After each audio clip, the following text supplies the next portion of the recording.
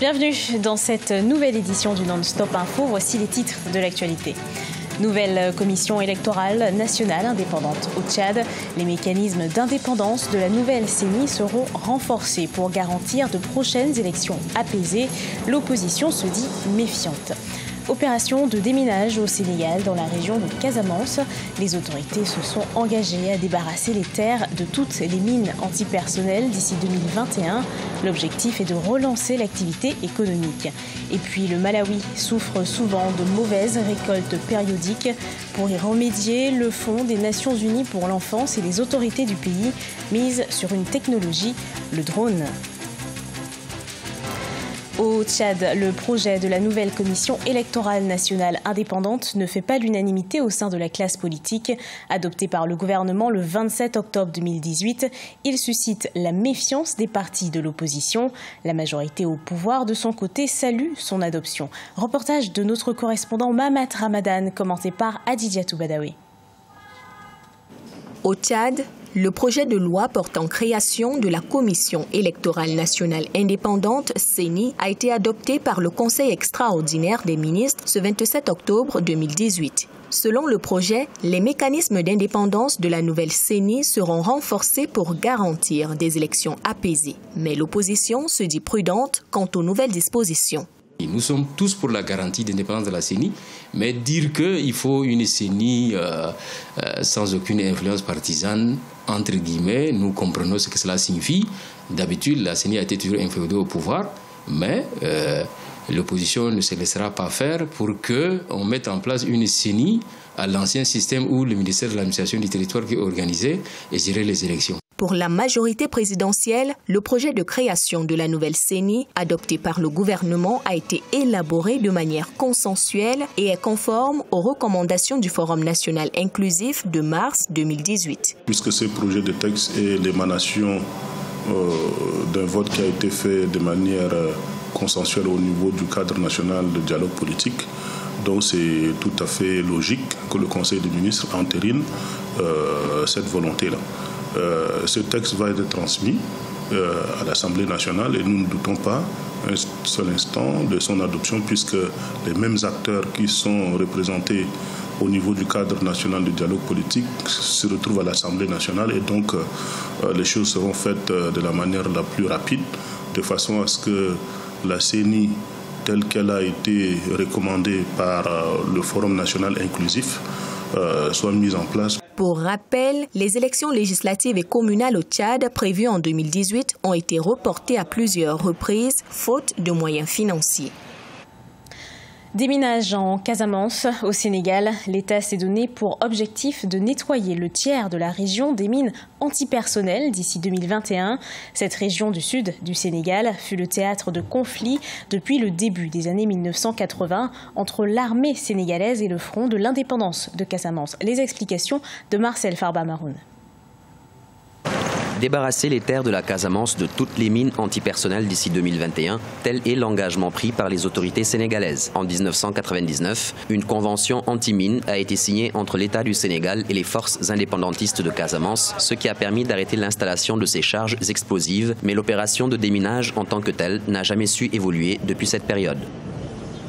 Il y a beaucoup de facteurs. Il faut aussi l'inscrire dans le contexte sécuritaire au niveau de la région, particulièrement aussi dans le cadre du processus de paix, parce que ce processus de paix doit inclure cette opération de déminage avec le consensus de l'ensemble des acteurs. Située dans le sud du Sénégal, la région de Casamance est dotée d'atouts économiques à fort potentiel, notamment dans les secteurs agricoles et touristiques. La relance de l'activité économique constitue ainsi l'un des objectifs du déminage prévu par l'État du Sénégal. Si les autorités arrivent effectivement à atteindre cet objectif de déminage sur l'ensemble du territoire de la Casamance, je crois que l'étape suivante, effectivement, ça doit être de relancer les activités économiques, de permettre aux populations de regagner effectivement leur territoire, parce que il y a des villages complètement qui sont abandonnés à cause de ces mines-là. Le conflit en Casamance oppose, depuis le début des années 1980, les forces rebelles indépendantistes du MFDC, Mouvement des forces démocratiques de Casamance, aux forces gouvernementales sénégalaises. Nonobstant le cessez-le-feu signé en 2005, des accrochages ponctuels continuent à se produire entre armées et rebelles, mais également entre groupes rivaux. Plus d'1 millier de victimes auraient été enregistrées. Le chef de l'armée, nommé ministre de la Défense en Mauritanie, il s'agit du général Ould Ghazou Hani, un proche du chef de l'État, âgé d'une 60aine d'années. Certains le désignent comme dauphin du président Aziz et comme son candidat potentiel pour lui succéder à la tête de l'État. Le nouveau gouvernement formé par le Premier ministre Mohamed Salem Ould Béchir, désigné ce 29 octobre, a reconduit l'essentiel des membres de la précédente équipe selon un décret officiel publié ce mardi 30 octobre. Une idée novatrice au Malawi, utiliser la technologie des drones pour récolter des informations sur la production agricole, un système imaginé par le Fonds des Nations Unies pour l'enfance et les autorités du Malawi. Le programme est pour l'instant en phase expérimentale. Ange Bijouno-Menio. La technologie des drones est utilisée au Malawi pour aider les agriculteurs à stimuler leur production agricole. Ce pays enclavé subit périodiquement des pertes de récoltes énormes. Pour y remédier, le Fonds des Nations Unies pour l'enfance et les autorités du Malawi ont mis en place un système de drones qui consiste à recueillir un certain nombre d'informations sur les cultures. Ce que nous essayons de faire ici, c'est de rendre les données disponibles en temps réel pour permettre aux agriculteurs de savoir s'il faut interrompre ou pas certaines des pratiques utilisées avec des pesticides ou des systèmes biologiques naturels, voir s'il faut commencer à se préparer pour la saison sèche et donc changer de type de culture. Et cela va se faire évidemment en étroite coopération avec les agents de vulgarisation. Le Malawi souffre de mauvaises récoltes périodiques et des inondations. Dorothy Mtonga, une agricultrice, cultive du maïs et des légumes. Grâce à ce programme, les agriculteurs comme elle pourront accéder à des informations sur les cultures susceptibles de donner de bons rendements en fonction des conditions météorologiques ou en cas d'invasion de ravageurs. Le changement climatique nous a vraiment touchés. Les rendements sont faibles à cause des faibles précipitations. Mais avec cette technologie, nous serons en mesure de déterminer quelle culture nous devons planter. Lancé en 2017, le corridor d'essai centré sur l'aérodrome de Kasungu a permis de tester l'efficacité des drones dans les situations d'urgence humanitaire et autres situations.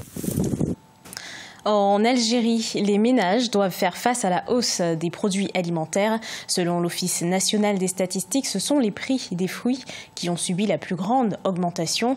Ils ont bondi de 38,9% depuis le mois de septembre 2018. Pour les prix des produits alimentaires industriels, ils ont connu une hausse relativement modérée de 0,1%.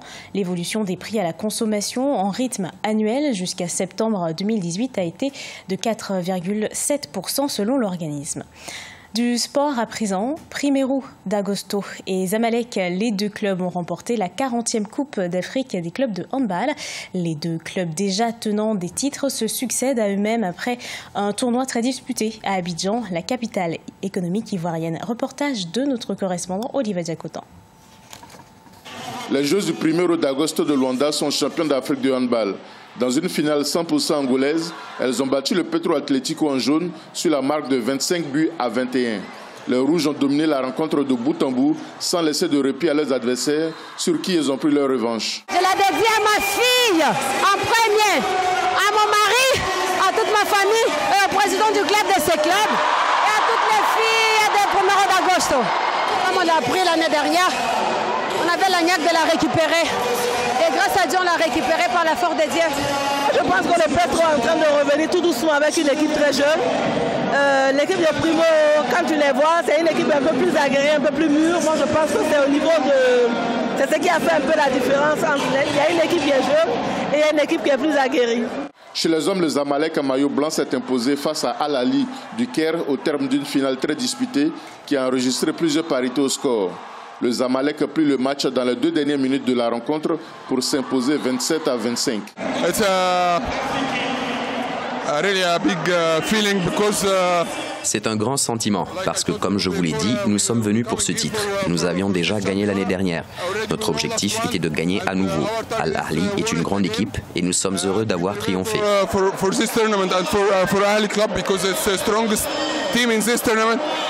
Les Jeux du 1er d'agosto remportent une 5e couronne continentale.